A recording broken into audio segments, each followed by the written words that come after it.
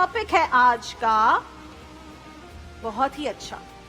وہ ٹاپک آپ کو بتائیں گے دانش, میں بھی بتا سکتی ہوں. ٹاپک یہ ہے کہ جناب یہ جو مہنگائی ہے اس کا ذمہ دار ہے آخر کون؟ آپ بھی بتائیے گا. حکومت؟ پوچھنا ہی چاہیے کہ ذمہ دار آپ خود ہیں یا پھر حکومت, آپ کی خواہشات یا پھر حکومت. ہاں, تو حکومت یا آپ کی شاپنگ لسٹ. جی, جب شاپنگ لسٹیں بڑی ہو جاتی ہیں تو مہنگائی بڑھ جاتی ہے, یا شاپنگ لسٹ تو ویسی ہی ہے, حکومت نا اہل ہے اس لیے مہنگائی بڑھ رہی ہے. مجھے لگتا ہے کہ جب سے سوشل میڈیا آیا ہے نا تو ہماری شاپنگ لسٹ بھی بڑھ گئی ہے. صدر علی وقار, مہنگائی کو مجھ سے بہتر کون سمجھ سکتا ہے, کیونکہ میرا تعلق تو ایسی مڈل کلاس فیملی سے ہے جہاں صابن چھوٹا ہونے کے بعد اسے پھینکا نہیں جاتا بلکہ دوسرے صابن سے اسے جوڑا جاتا ہے.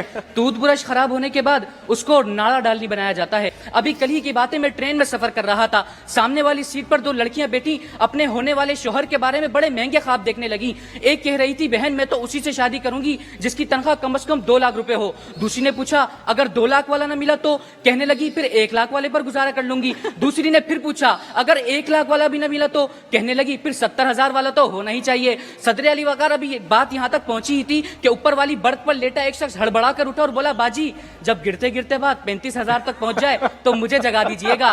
جناب والا, یہ بات دیکھ کر تو میں بڑا پریشان ہو گیا کیونکہ میری تنخواہ تو صرف 20,000 روپے ہے. سب سے پہلے تو مجھے ان لوگوں کی سمجھ نہیں آتی جو صابن چھوٹا ہونے کے بعد دوسرے صابن کے ساتھ جوڑ دیتے ہیں, اور بھائی کا جوڑا چھوٹا ہونے کے بعد خود ایوان میں جوڑا پہن کے آ جاتے ہیں, اور پھر بھی یہ رونا پیٹتے ہیں کہ مہنگائی بہت زیادہ ہے.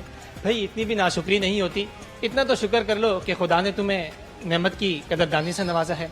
خیر صدر الوقار, کل رمضان کا چاند نظر آنے کے بعد ہر طرف خوشیوں کا سما تھا. دیکھ کر ایسا لگ رہا تھا کہ جیسے IMF نے پاکستان کے لیے قرضے کی ایک اور قسط منظور کر دی ہے.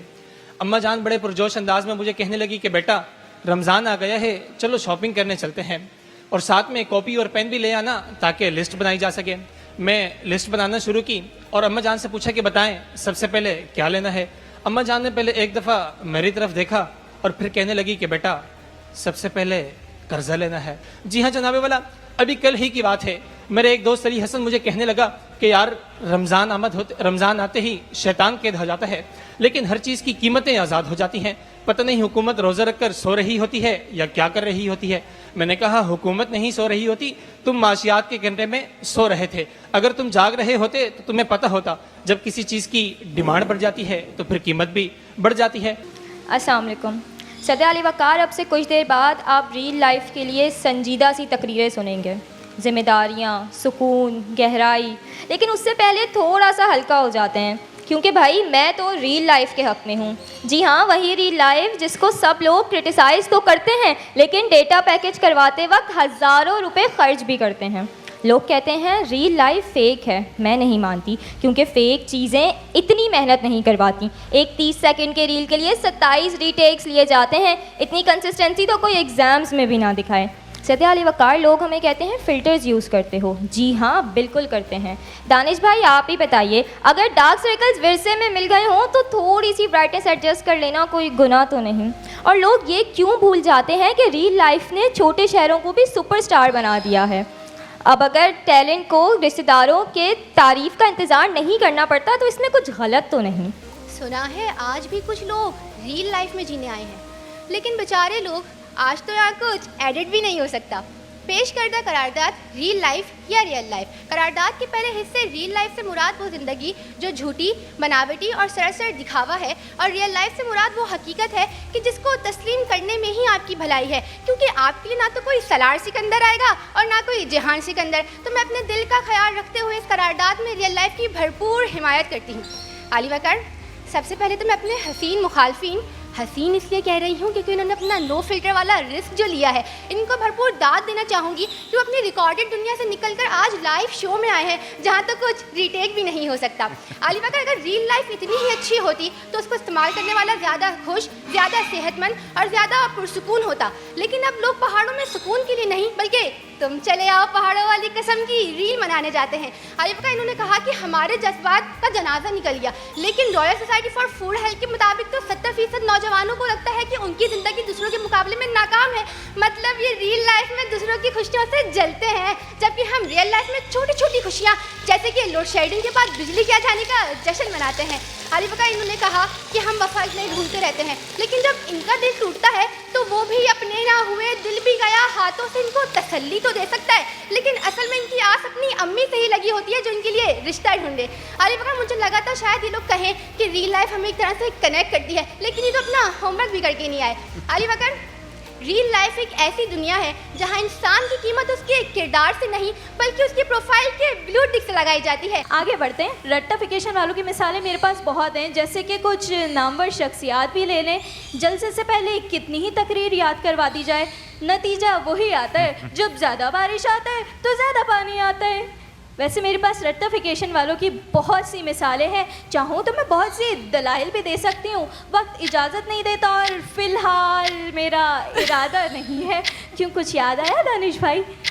टॉपिक कुछ भी हो, मस्ती नहीं रुकनी चाहिए। आप सबकी समातों का बहुत शुक्रिया। माशाल्लाह, उनकी आवाज मिलती हुई है ना उसमें। वो अच्छा ऐसा है क्या? थैंक यू सो मच, जज़ाकल्लाह। बिल्कुल वैसी ही आवाज़ है। माशाल्लाह।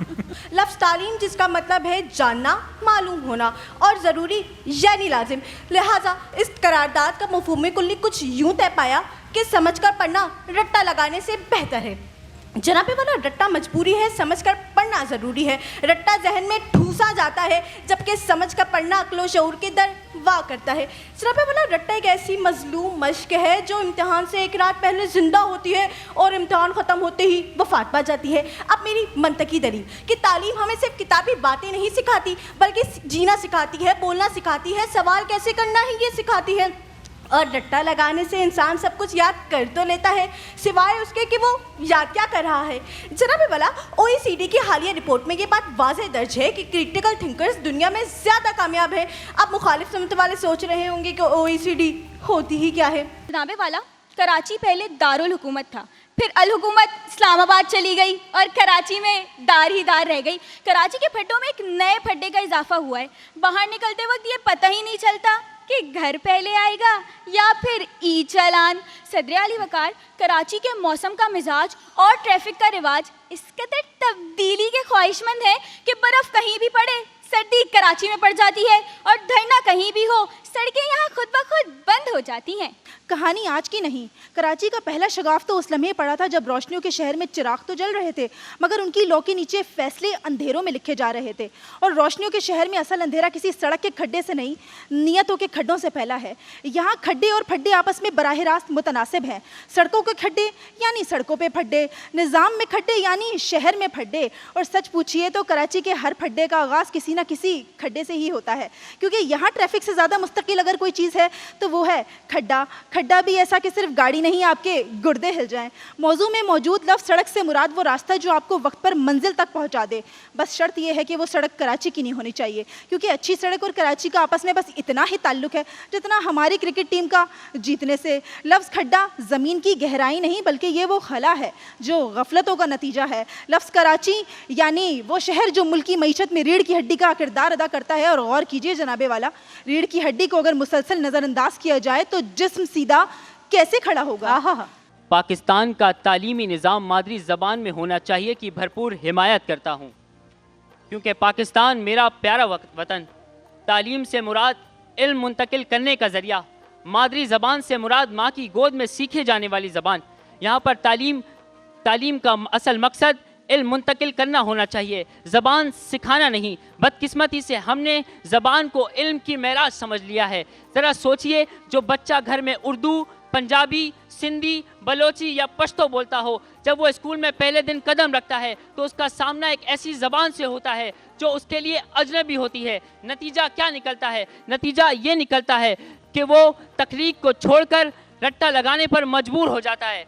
सदर अली वक़ार, आज की दुनिया आर्टिफिशियल इंटेलिजेंस पे पहुंच चुकी है, मगर अफसोस सद अफसोस कि हम अभी तक ज़बान के जज्बात में ही अटके हुए हैं। सदर अली वक़ार, इंटरनेट पर 50% से ज़्यादा मवाद अंग्रेज़ी पर मुश्तमिल है, तो फिर आप मुझे बताएं ना कि हम सिर्फ अगर स्कूल में मादरी ज़बान ही सीखते रह गए तो ChatGPT, AI और गूगल जैसे एप्लीकेशंस पे हम महारत कैसे हासिल करेंगे? सदर अली वक़ार, तल्ख है लेकिन हकीकत है कि आज के माशरे में अगर आप भी किसी अच्छी नौकरी की तलाश में निकलें तो आपको भी महारत हासिल करना शर्त होगी अंग्रेज़ी ज़बान में, ना कि मादरी ज़बान में। तो सदर अली वक़ार, जब ये बात हम सब जानते हैं कि भाई ये दौर सिर्फ़ और सिर्फ अंग्रेज़ी का दौर है, हम जैसी नौजवान नस्ल को इंटरेस्ट AI, IT और फ्रीलांसिंग जैसी दुनिया में है, तो फिर हम मादरी ज़बान सीखकर क्या करें सदर अली वक़ार? और ये जनाब जो मादरी ज़बान के तालीम में ख़ौफ, जो मादरी ज़बान का तालीम का ख़ौफ दिखा रहे थे, तो मैं इनको ये बात बताती चलूँ कि मादरी ज़बान में तालीम का ख़ौफ तो बहुत अच्छा है, लेकिन बैरून मुल्क स्कॉलरशिप का ख़ौफ महज ख़ौफ ही रह जाएगा। देखिए महफिल रमज़ान लाइव ट्रांसमिशन रोज़ाना दोपहर 2 बजे से सिर्फ ग्रीन एंटरटेनमेंट पर।